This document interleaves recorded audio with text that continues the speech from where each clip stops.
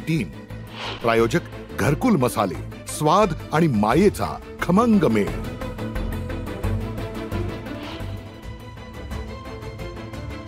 अजून निर्दोष मुक्तता नाही, जमिनावर बाहेर आहात लक्षात ठेवा। मंत्री शंभूराज देसाईंचा संजय राऊतांना टोला।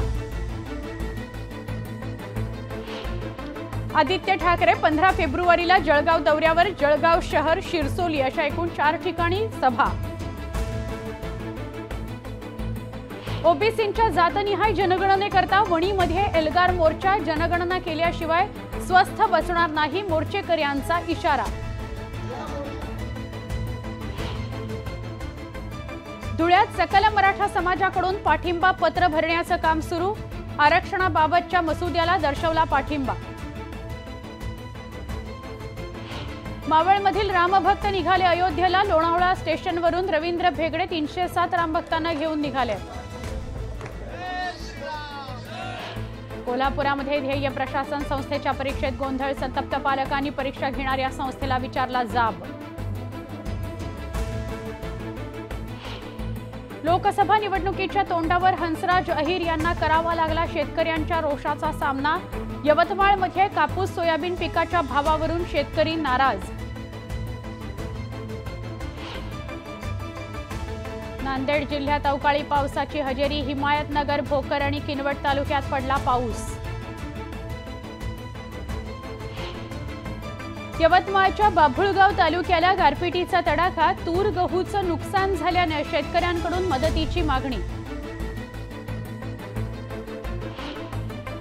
आमदार अशोक उईके यांनी बाभुळगावातील नुकसानग्रस्त भागाची केली पाहणी, तात्काळ पंचनामे करण्याचे अधिकाऱ्यांना आदेश।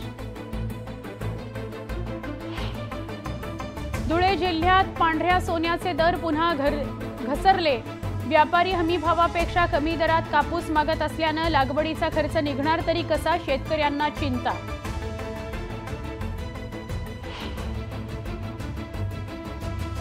नांदेड जिल्ह्यात हरभरा काढणीला वेग, उत्पन्नात घट होण्याची शक्यता।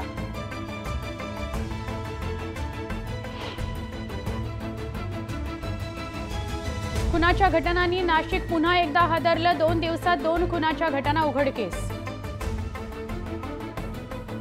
पुण्याच्या खडकी पोलीस स्टेशनच्या हद्दीत मुलाकडून आईचा खून, घराला लॉक करून केलं पलायन। मुंबईच्या सायन ब्रिजवर 4 वाहनं एकमेकांना धडकली, अपघातात कुणीही जखमी नाही। जुन्नरमध्ये पुन्हा बिबट्याचा वावर, मांजरवाडीत आणखी एक बिबट्या जेरबंद, बिबट्याची रवानगी माणिकडोह निवारण केंद्रात। पुण्यातल्या हडपसर भागात हॉटेलमध्ये सिलेंडरचा स्फोट होऊन आग, सुदैवानं जीवितहानी नाही। कोईसरमधील MIDC परिसरात कारखान्यात वायू गळती, नागरिकांमध्ये भीती।